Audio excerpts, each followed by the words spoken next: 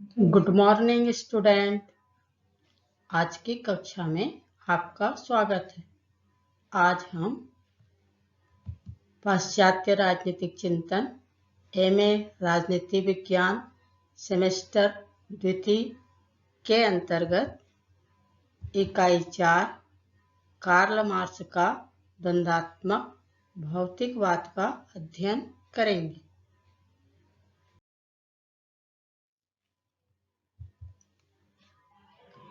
आज के अध्ययन के प्रमुख विचारणीय बिंदु इस प्रकार से हैं। नंबर 1, जीवन परिचय। इसके अंतर्गत हम जन्म, धर्म परिवर्तन एवं शिक्षा पर चर्चा करेंगे। नंबर 2, रचनाएं। नंबर 3, दर्शन स्रोत। नंबर 4, मार्क्सवाद क्या है। नंबर 5, द्वंद्वात्मक भौतिकवाद का अर्थ। नंबर 6, हीगल व मार्क्स के विचार द्वंद्वात्मक भौतिकवाद के संबंध में। नंबर 7, द्वंद्वात्मक भौतिकवाद की विशेषताएं। इसके अंतर्गत प्रमुख बिंदु इस प्रकार से हैं। नंबर 1, विश्व एक इकाई। नंबर 2, प्रकृति की गतिशीलता। नंबर 3, वस्तुओं में गुणात्मक परिवर्तन। नंबर 4, वस्तुओं में गुणात्मक परिवर्तन की स्थिति। नंबर 5, प्राकृतिक जगत की आर्थिक व्याख्या। इन 5 बिंदुओं पर हम द्वंद्वात्मक भौतिकवाद की विशेषताओं का अध्ययन करेंगे। नंबर 8 पर है द्वंद्वात्मक भौतिकवाद की आलोचनाएं। इसके अंतर्गत प्रमुख बिंदु इस प्रकार से हैं। नंबर 1, द्वंद्वात्मक भौतिकवाद अधिक अस्पष्ट। नंबर 2, विरोधाभासी सिद्धांत। नंबर 3, भौतिकवादी दर्शन। नंबर 4, दोषपूर्ण पद्धति। नंबर 5, खतरनाक पद्धति। आलोचनाओं के अंतर्गत ये हम 5 आलोचनाओं की चर्चा आगे करेंगे। अंत में है 9 नंबर पर निष्कर्ष। ये प्रमुख बिंदु द्वंद्वात्मक भौतिकवाद के अंतर्गत हैं, जिसकी चर्चा हम आगे करेंगे। ये सबसे पहले हम देखें जीवन परिचय।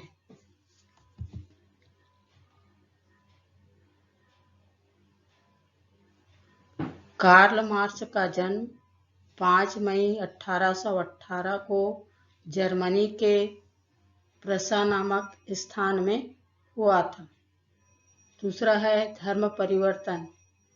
कार्ल मार्क्स जब 6 वर्ष के थे तब उनके पिता ने यहूदी धर्म त्याग कर ईसाई धर्म अपना लिया था। कार्ल मार्क्स यहूदियों से बहुत अधिक घृणा करते थे। नंबर 3, शिक्षा। कार्ल मार्क्स के पिता पेशे से वकील थे और वे चाहते थे कि उनका पुत्र भी इस क्षेत्र में आए। इसलिए कानून की शिक्षा प्राप्त करने के लिए कार्ल मार्क्स को बॉन विश्वविद्यालय भेजा गया, परंतु कानून की शिक्षा उन्हें पसंद नहीं आई। उनकी रुचि इतिहास और दर्शन में थी, इसलिए बर्लिन और जेना विश्वविद्यालय में इन विषयों का अध्ययन किया।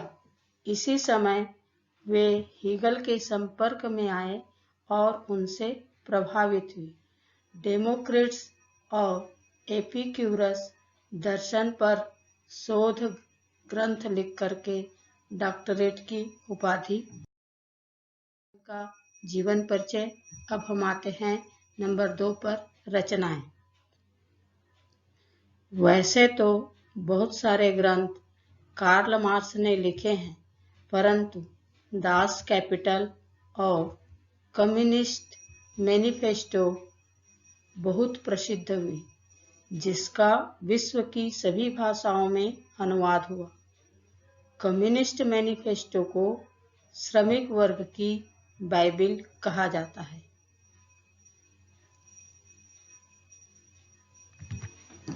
अब हम आते हैं नंबर 3 पर, दर्शन स्रोत। दर्शन स्रोत का मतलब है कि कार्ल मार्क्स के जीवन पर किन विचारकों और उनकी विचारधारा का प्रभाव पड़ा, इसे हम दर्शन स्रोत कहते हैं। तो सबसे पहला प्रभाव है हीगल का दर्शन। विशेषकर हीगल की द्वंद्वात्मक पद्धति का प्रभाव कार्ल मार्क्स के जीवन पर पड़ा। नंबर दूसरा है ब्रिटिश अर्थशास्त्रियों की विचारधारा का प्रभाव। ब्रिटेन के अर्थशास्त्री रिकार्डो थे, जिन्होंने कहा कि कोई भी वस्तु श्रम द्वारा ही उपयोगी होती है। कार्ल मार्क्स के द्वारा भी यही स्वीकार किया गया है कि मूल्य की उत्पत्ति श्रम द्वारा होती है। तीसरा है फ्रांस के समाजवादियों का प्रभाव।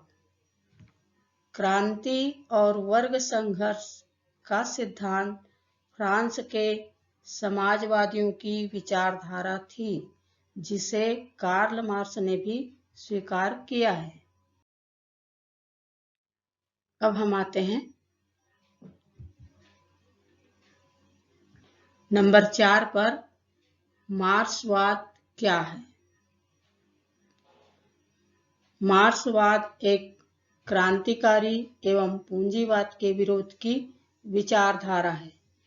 कार्ल मार्क्स ने यूरोप के इतिहास का अध्ययन किया और पाया कि समाज में अंतर विरोध क्यों है, अर्थात दो विरोधी विचार में संघर्ष का क्या कारण है। जैसे पूंजीवाद में मालिक व श्रमिक के बीच विरोध है, सामंतवाद में सामंतों व कृषकों के बीच विरोध है, दास और मालिक के बीच विरोध है। इन विरोधों को किस प्रकार से दूर किया जा सकता है, इसके लिए कार्ल मार्क्स ने अपने विचार इस प्रकार से दिए हैं।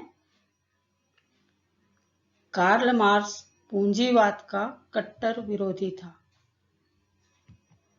मार्क्स ने पूंजीवाद के विरोध में एक नवीन विचार को प्रस्तुत किया, जिसमें न कोई धन अधिक कमाने की प्रतियोगिता होगी, न मिल मालिकों द्वारा श्रमिकों का शोषण किया जाएगा, स्वतंत्र व्यापार होगा, शोषण से मुक्ति मिलेगी, समाज के सब लोग अपने सामाजिक जीवन में स्वतंत्रता पूर्वक जीवन व्यतीत कर सकेंगे। तब एक ऐसे समाज की स्थापना होगी जिसमें वर्गविहीन समाज स्थापित किया जाएगा, जिसे साम्यवाद कहा जाएगा। कार्ल मार्क्स को साम्यवाद का जनक माना जाता है, इसे ही मार्क्सवाद कहा जाता है।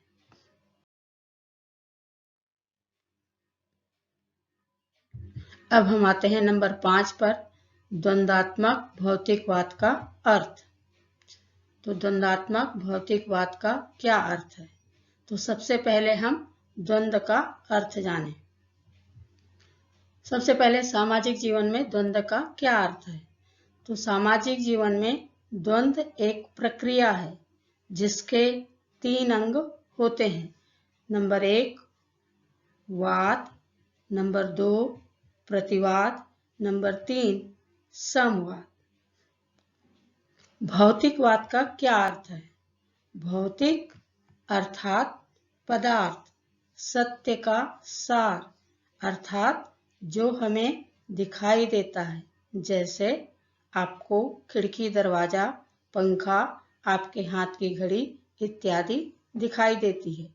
प्रकृति में जो चीजें हमें दिखाई देती हैं, उनसे जो विचार आते हैं वह भौतिकवाद कहलाता है। सृष्टि में मूल का सार तत्व पदार्थ अर्थात वस्तुएं ही हैं। अभी हमने सामाजिक जीवन में द्वंद्वात्मक भौतिकवाद का अर्थ देखा। अब हम आते हैं आर्थिक जीवन में द्वंद्वात्मक भौतिकवाद का क्या अर्थ है।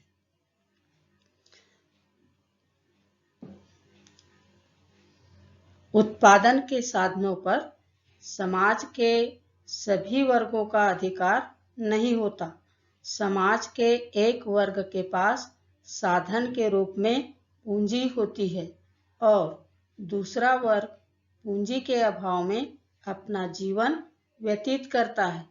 तब समाज में विरोध की स्थिति आ जाती है और संघर्ष होता है। इसे वाद कहा गया है। समाज में विकास की व्यवस्था सर्वहारा वर्ग के अधिनायक तंत्र की व्यवस्था कही जाती है, अर्थात श्रमिक भी अपने उत्थान के लिए प्रयास करते रहता है। यह प्रतिवाद है। इन दोनों अवस्था के फलस्वरूप समवाद आता है, उसे साम्यवाद कहा जाता है। कार्ल मार्क्स ने द्वंद्वात्मक प्रणाली को हीगल से ग्रहण किया। हीगल यह मानकर चलता है कि समाज की प्रगति प्रत्यक्ष न होकर टेढ़े मेढ़े रास्ते से हुई है, जिसके 3 अंग हैं: वाद, प्रतिवाद, समवाद। सामाजिक जीवन में परिवर्तन का कारण प्रगति है, जो आर्थिक क्रियाओं के द्वारा ही संभव है।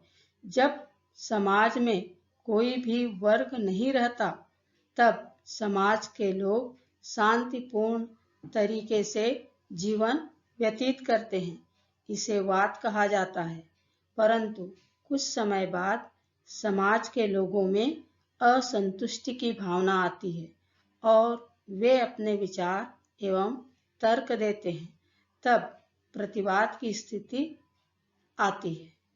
प्रतिवाद में विरोध चलते रहता है, अर्थात प्रतिवाद का भी प्रतिवाद होता है।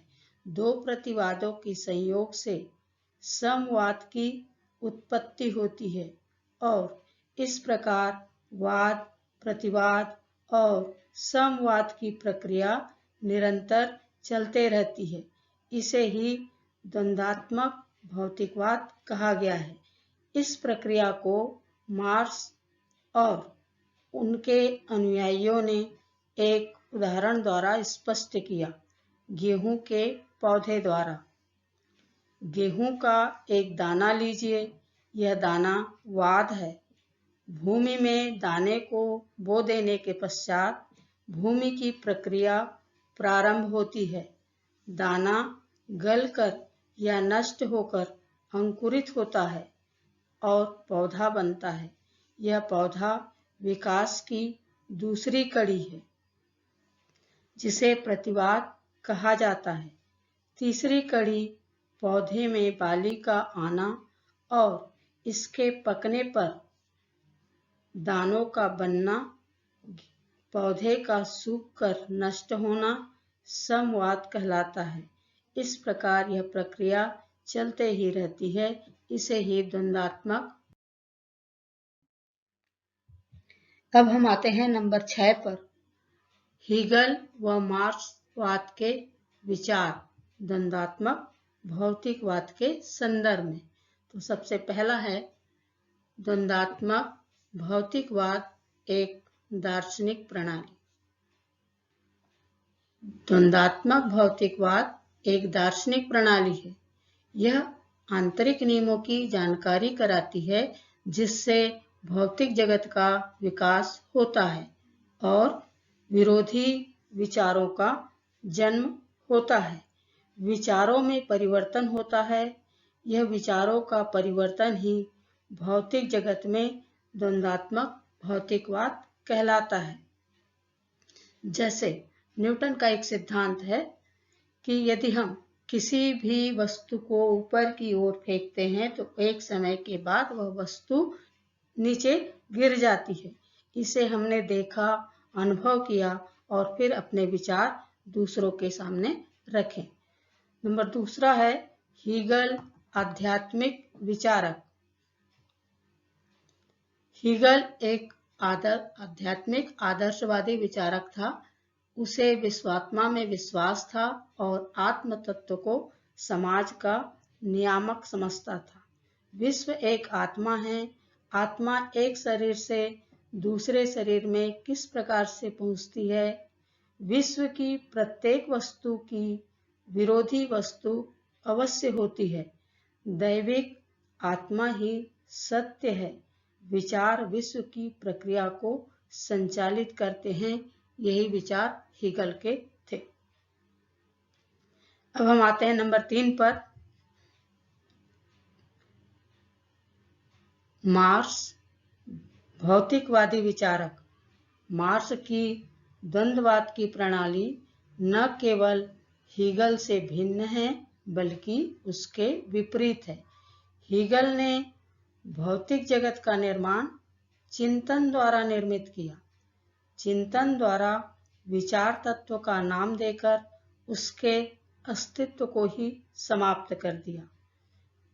कार्ल मार्क्स आगे कहते हैं, मेरी दृष्टि में विचार मानव मस्तिष्क में ही उत्पन्न होते हैं और विचारों से द्वंद्व की प्रक्रिया प्रारंभ होती है। आगे वे और कहते हैं, मेरी द्वंद्वात्मक पद्धति न केवल हीगल की पद्धति से भिन्न है बल्कि यह उसके विपरीत है। मैंने हीगल में द्वंद्वात्मक तर्क अपने सिर के बल खड़ा पाया। मैंने उसे सीधा कर पैरों के बल खड़ा कर दिया। अर्थात जो विचार थे उल्टे थे, उन उल्टे विचारों को मैंने सीधा कर पैरों के बल खड़ा कर दिया। चौथा जो है, धर्म मानव जाति के लिए अफीम। भौतिक अर्थात आर्थिक जगत में चाहे कितने ही परिवर्तन व आंदोलन क्यों न हो, चाहे धार्मिक, राजनीतिक या सांस्कृतिक परिवर्तन हो, यह मनुष्य की चेतना अर्थात विचार नहीं है बल्कि सामाजिक जीवन में उसके अस्तित्व को ही समाप्त कर देते हैं। कार्ल मार्क्स का विचार है कि धर्म, सत्य, नीति, न्याय से अमूर्त विचार हैं। इन विचारों की अपेक्षा व्यक्ति के जीवन पर आर्थिक क्रियाओं का अधिक प्रभाव पड़ता है। धर्म और नैतिकता पूंजीवाद के वे साधन हैं जो श्रमिक को अपने भाग्य पर संतोष बनाए रखना सिखाते हैं। कार्ल मार्क्स धर्म की तीव्र निंदा करते हैं और आगे कहते हैं कि धर्म मानव जाति के लिए अफीम समान है। अर्थात इस भौतिक जगत में मनुष्य तब तक सुखी नहीं रह सकता जब तक वह धार्मिक अंधविश्वासों से मुक्त न हो जाए। नंबर 5, पूंजीवाद का विरोध।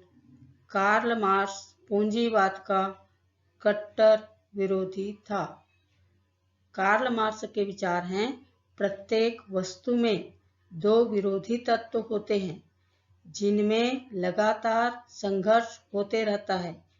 कार्ल मार्क्स ने इसे इस प्रकार से स्पष्ट किया है, पूंजीवादियों द्वारा समाज में श्रमिक वर्ग के शोषण के पश्चात साम्यवाद की स्थापना होगी, जिसमें ऐसे समाज की स्थापना होगी जहां एक वर्ग दूसरे वर्ग का शोषण नहीं करेगा, ऐसा समाज जो वर्गहीन होगा। इस प्रकार से कार्ल मार्क्स ने पूंजीवाद का विरोध किया है। नंबर 6 है, सर्वहारा वर्ग का अधिनायकत्व। द्वंद्ववाद का सर्वोत्तम उदाहरण है सामंतवाद, पूंजीवाद तथा साम्यवाद। ये तीनों द्वंद्ववाद की 3 स्थितियां हैं। सामंतवाद अपने अंतर्विरोधों के कारण समाप्त हो जाता है और उसका स्थान पूंजीवाद ले लेता है। यह वाद है, कुछ समय बाद सामाजिक प्रक्रिया में विरोध होता है, यह उसका प्रतिवाद है। परंतु पूंजीवाद में यह अंतर्विरोध है, जिससे समाज में दो स्थितियां आती हैं। पहला हैव्स, HAVES, अर्थात जिनके पास पूंजी है। दूसरा है हैव्स नॉट, जिसके पास पूंजी नहीं है। इसे ही सर्वहारा वर्ग का अधिनायकत्व कहा जाता है। इन दोनों अवस्थाओं के बाद समवाद की स्थिति आती है, उसे साम्यवाद कहा जाता है।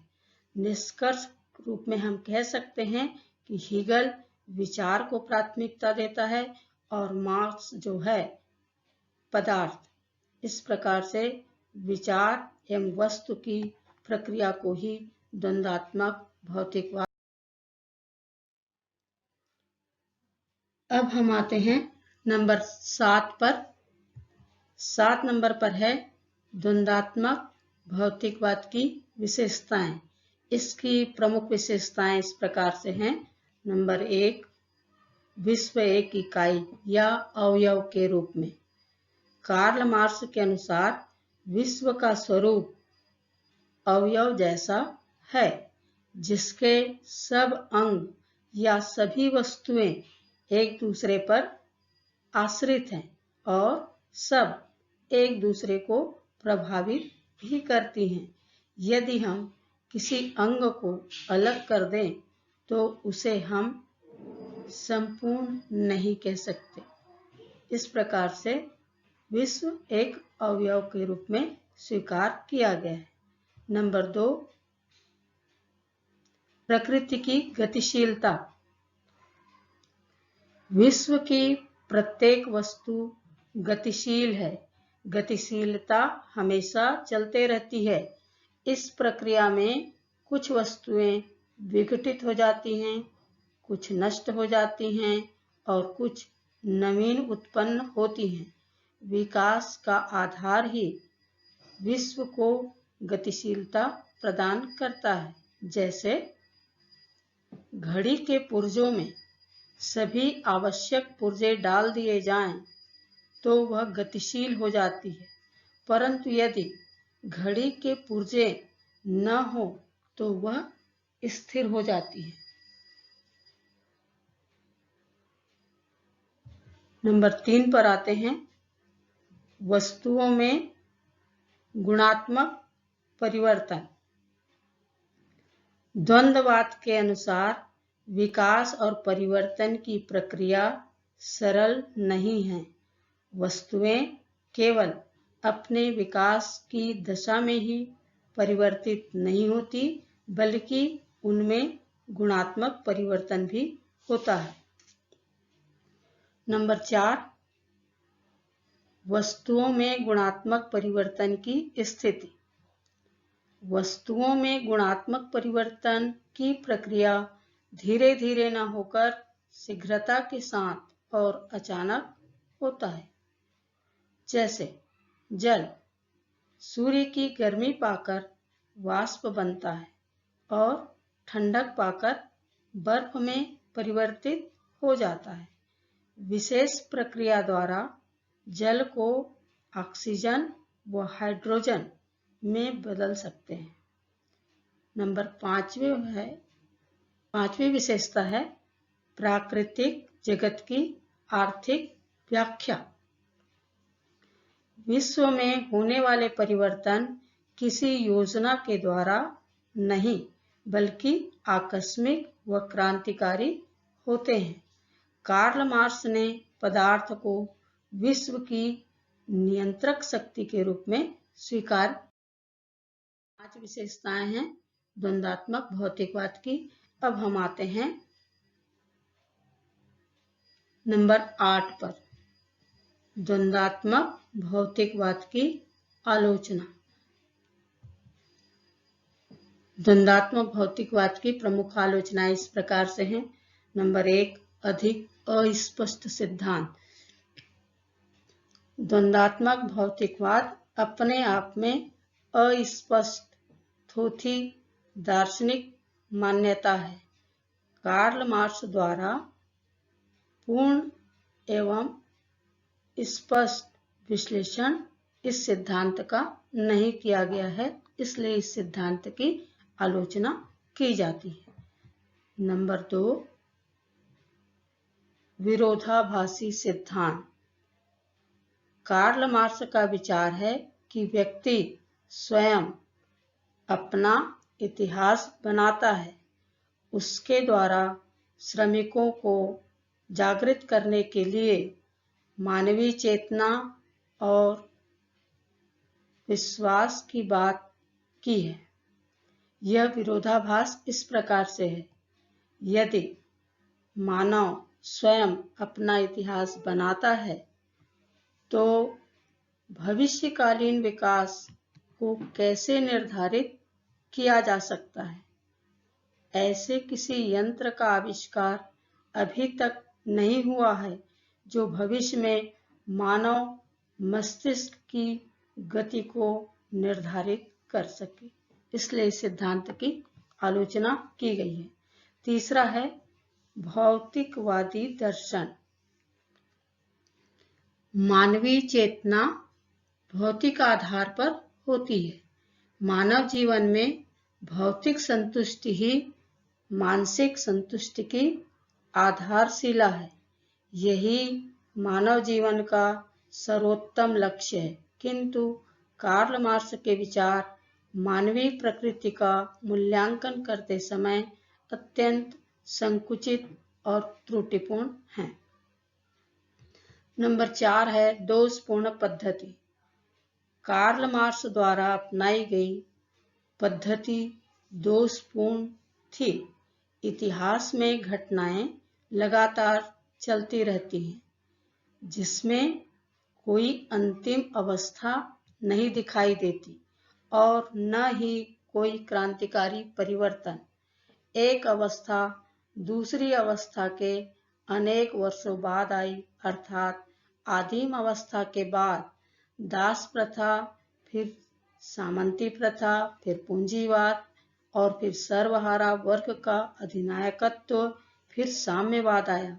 इस प्रकार कार्ल मार्क्स वाद, प्रतिवाद और समवाद की दशाएं केवल कल्पना मात्र हैं, इसलिए इस पद्धति को दोषपूर्ण पद्धति माना गया है। अंतिम आलोचना है नंबर 5, खतरनाक पद्धति। हम इस बात को मानकर चलते हैं कि मनुष्य बाहरी शक्तियों अर्थात आर्थिक शक्तियों का दास है और उसमें इतिहास बदलने की शक्ति नहीं है। इस बात को कार्ल मार्क्स ने भी स्वयं स्वीकार किया है। तब मानवीय दर्शन और विचार में आदर्श एवं नए समाज की कल्पना करना संभव नहीं होगा। अर्थात कार्ल मार्क्स ने मनुष्य को भाग्यवाद से निकालकर साम्यवाद का रास्ता दिखाने का कार्य किया है। नंबर 9 और अंतिम है निष्कर्ष। निष्कर्ष के अंतर्गत हम यही कह सकते हैं कि संसार की सभी वस्तुएं बदलती हैं,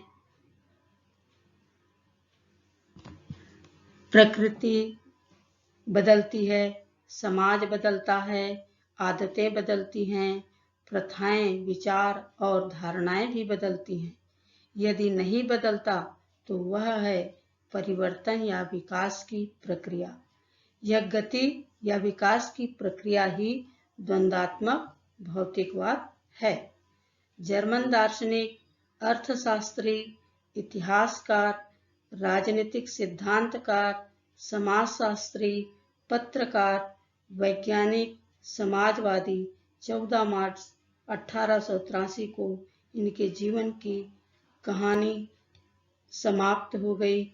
इनका जीवन आर्थिक संकटों के बीच व्यतीत हुआ। धन्यवाद।